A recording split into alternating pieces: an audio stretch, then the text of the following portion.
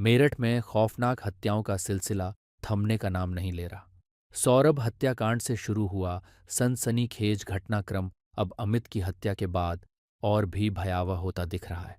पहले सौरभ की हत्या में उसकी पत्नी मुस्कान ने उसे मारने के बाद शव के टुकड़े नीले रंग के ड्रम में डालकर सीमेंट से भर दिए थे। इस वारदात के बाद नीला ड्रम पूरे शहर में खौफ का चिन्ह बन गया था। अब एक नई घटना में रविता नाम की महिला ने अपने प्रेमी के साथ मिलकर अपने ही पति की हत्या कर दी। लेकिन हत्या को हादसा दिखाने के लिए उन्होंने एक चौंकाने वाला तरीका अपनाया। शव के पास एक जहरीले सांप को छोड़ दिया ताकि लगे कि मौत सांप के काटने से हुई। ये घटना जब से सामने आई है, लोगों में डर का माहौल है। इस पर बोलते हुए मृतक की मां ने हत्या वाले दिन को याद किया और हर बात विस्तार से बताई। समय तो जब पता ही ना लगा था तो हमारे घरे सब प्रसाद चढ़ा का आया था। वो तो देवियों पसा तो हमारी देर धोरा बैठा बोला बतड़ाया। फिर वो अपने घर आ गया, अपनी बहू को दूध लाया, अपनी बहू को दे दिया दूध, चीनी करा होगा, उनने पकाया होगा। फिर भाई हम भी लौट गए, वो भी लौट गया। फिर हम आए 9 बजे पेशाब करना बाथरूम है यहाँ, तो अंदर के किवाड़ पे पर्दा लग रहा, बल्ब बंद हो रहा। अब हम फिर लौट गए। फिर हम 10-11 बजे फिर हमारी आँख खुली। जब आँख खुली तो उसकी चरपाई यहाँ बिछरी, और यहाँ बिछा कर रिजाई उड़ा रखी, गद्दा बिछ रहा और बिल्कुल खाट बेकायदे रिजाई से सारी ढकी हुई है। इतना जो हमने देखा तो वो हम बता रहे। और फिर उससे बाद में हमने सोचा सो रहा। जब सो रहा तो वो तो सोई रहा, मैं थकते नहीं, रात देवियों का आया, थक गया और सो रहा।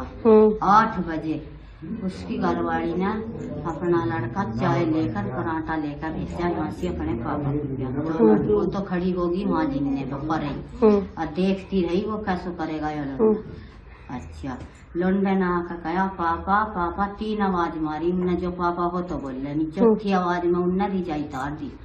जब रिजाई तार कर उनने देखा तो सांप बैठा, फना तो धरा हाथ पर, पूंछ धरी गर्दन पर और इस सारी हिस्से का लपेटा ले रखा।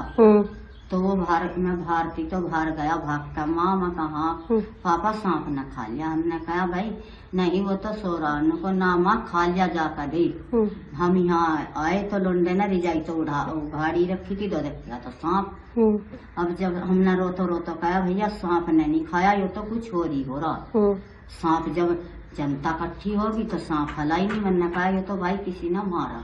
और ये इतना मुंह उसका लोच रखा और ये गले सब घरोट रखे और हंसा गला सूझ रहा। हमने जो बहुत सा बुझा, जब तू धो रही थी तो तुझे पता ऐसा क्या हुआ? तो नाड़ हला कर कहने लगी नहीं मुझे नहीं पता। मैंने कहा तुझे जरूर पता जब तू धो रही थी। उनने हमें कोई रास्ता दिया नहीं। फिर हमने कहा भाई तुझे जरूर पता, अपना तू तो मुझे कह रही, तब नहीं थे यहाँ सारे। जब हमें सारों को पता नहीं तो हम क्या बताना जब तू धो रही थी।